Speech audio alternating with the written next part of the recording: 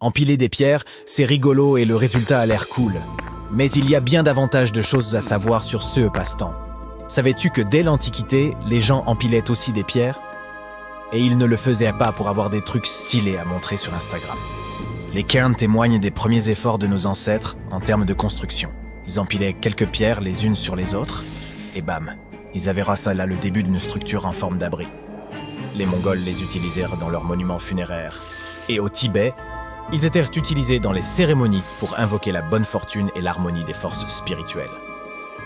Ils aident également les gens à marquer leur environnement pour éviter de se perdre. Parce que bon, à l'époque, il était probablement plus facile de s'égarer. On n'avait pas de téléphone pour décrire où on se trouvait. Je suis à côté de l'arbre. Ben oui, mais quel arbre? Plus tard, cette pratique s'est transformée en passe-temps, puis en exercice de méditation. Sauf qu'aujourd'hui, les experts de la faune et de la flore s'inquiètent de ces empilements de pierres. On sait que ça a l'air inoffensif, mais hélas, cela nuit à la nature et parfois même aux gens, à tel point que l'on peut risquer la vie de quelqu'un soit en donnant un coup de pied dans une structure de pierre déjà faite, soit en dressant une nouvelle. Les pierres sont en quelque sorte des organismes vivants. Elles font partie intégrante de l'habitat de nombreuses créatures minuscules comme les insectes. Que dirais-tu si quelqu'un soulevait un jour le toit de ta maison? C'est ce qui arrive à ces insectes. Ces créatures conservent de l'eau sous les pierres. Cela leur donne même un endroit sûr où se reproduire. Lorsque tu soulèves une pierre, tu risques d'interférer avec l'ordre naturel. Et si l'on en déplace suffisamment, cela peut accélérer l'érosion et même entraver le débit des rivières et des ruisseaux. Même si ces tas de pierres ne devraient jamais être ta seule source de repères en randonnée, ils peuvent t'indiquer le chemin à suivre. C'est un peu le même principe que dans l'Antiquité. De nombreux empileurs de pierres érigeaient ces petites structures pour marquer leur route. C'est pourquoi les spécialistes déconseillent également de les renverser. À vrai dire, à certains endroits, les cairns s'inscrivent dans le cadre d'une politique raisonnée. Ainsi, le parc national des grottes de Carlsbad les utilise pour aider les visiteurs à se repérer dans les parties du parc les moins fréquentées.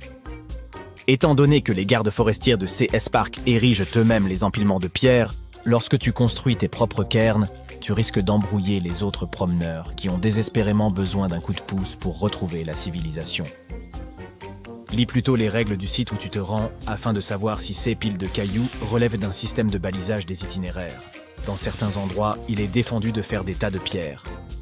C'est interdit, tout comme le fait de graver des initiales dans un arbre. Tu risques d'enfreindre la règle principale de l'éthique de la vie sauvage. Ne pas laisser de traces. Enfin, ton empilement de pierres, sur les sentiers de montagne par exemple, peut se casser la figure. Cela peut alors provoquer un éboulement capable de heurter les randonneurs en contrebas. Ils se promènent tranquillement sur le sentier et tout à coup, un péril mortel s'abat sur eux. Oups! Oh non! Te voilà nez à nez avec une bête sauvage. Tant que nous parlons d'activités de plein air, évoquons de ceux qu'il faut faire si tu tombes sur l'une d'elles. Le comportement à adopter dépend de l'animal. Commençons par les serpents. Recule lentement et donne-lui de l'espace. Et d'ailleurs, ne fouille surtout pas dans les tas de pierres avec tes mains, car il pourrait bien s'y trouver un serpent. Ce reptile aime traîner sous les cailloux. Si tu croises un élan, laisse-lui aussi de la place, surtout si l'animal est accompagné de son petit. S'il fait mine de charger, cours et essaye de mettre un arbre entre l'élan et toi. Et attention à ses sabots, ce n'est pas une partie de rigolade. Qu'en est-il pour un ours? Recule lentement s'il ne t'a pas déjà aperçu. S'il t'a remarqué, parle à voix basse. S'il charge, utilise un spray anti-ours et campe sur ta position. On sait que ce n'est pas évident. Mais imagine que c'est toi qui as des crocs acérés et qui pèsent 300 kilos et non lui. Tu peux également t'allonger, te couvrir la nuque de tes mains et rester immobile. Ces secondes te paraîtront une éternité, mais veille à rester couché suffisamment longtemps pour que l'ours se désintéresse de toi. Enfin, une rencontre avec un puma. Ne te comporte surtout pas comme une proie. Tiens-toi droit, fais du bruit et recule lentement. S'il attaque, riposte de toutes tes forces en protégeant ta tête et ton cou. Il y a d'autres choses dont il faut se méfier dans la nature. Tu es peut-être un voyageur solitaire, mais si possible, abstiens-toi de partir seul, en randonnée. La première raison est ta sécurité. Il serait difficile de revenir à ton point de départ si, par exemple, tu te tordais la cheville. Tu peux aussi faire savoir à ton entourage que tu te trouves dans la nature et que tu prévois de rentrer à une certaine heure. Ils pourront ainsi prendre de tes nouvelles et s'assurer que tu vas bien. Ah, et n'oublie pas de leur envoyer un SMS à ton retour. Sinon, tu risques de te retrouver à participer à une battue qui vise à te retrouver toi-même. Tu peux nous croire, c'est arrivé. Une touriste en Islande a un jour disparu. Sauf que pas vraiment. Cette femme était partie en excursion avec un groupe de touristes. Elle a ensuite profité d'une pause pour changer de tenue. Lorsqu'elle est retournée auprès de son groupe, les gens ne l'ont pas reconnue et pire encore, elle ne s'est même pas rendue compte qu'ils la cherchèrent. Ils ont donc envoyé une équipe de sauvetage pour retrouver la personne disparue, qui se trouvait à leur côté depuis le début. Elle a même participé aux recherches, et ce n'est qu'à 3 heures du matin qu'ils se sont rendus compte de leur méprise. Bon, revenons aux conseils utiles avant de partir à la découverte de la faune et de la flore. Dans certaines situations, ne compte pas sur ton smartphone pour te repérer. Imagine-toi au fin fond des montagnes. Il se peut qu'il n'y ait pas de réseau du tout.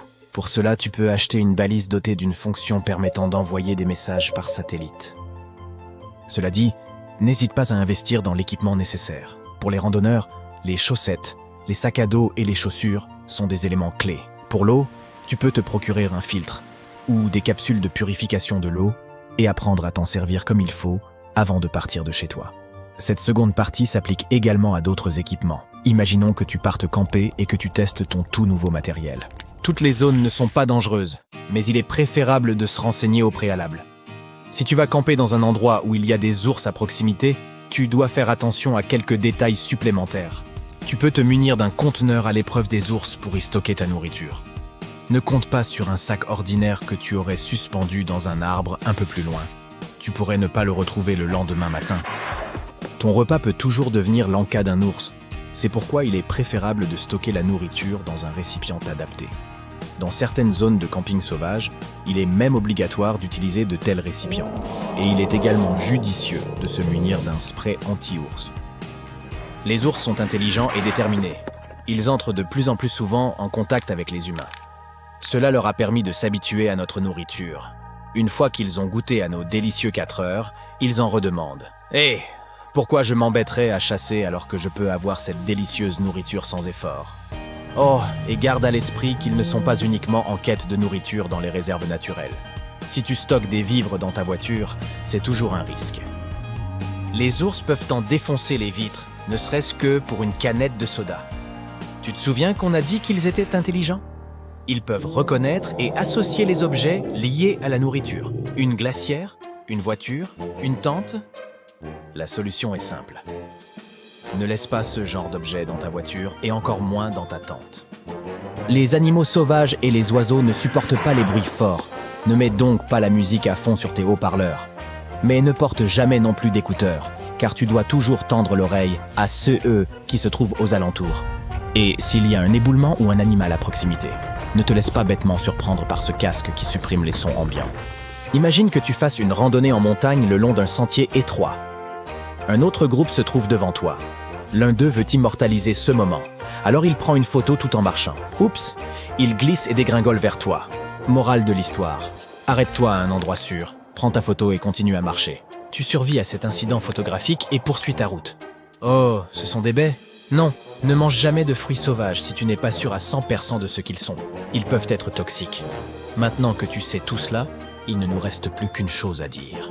Profite bien de ton excursion.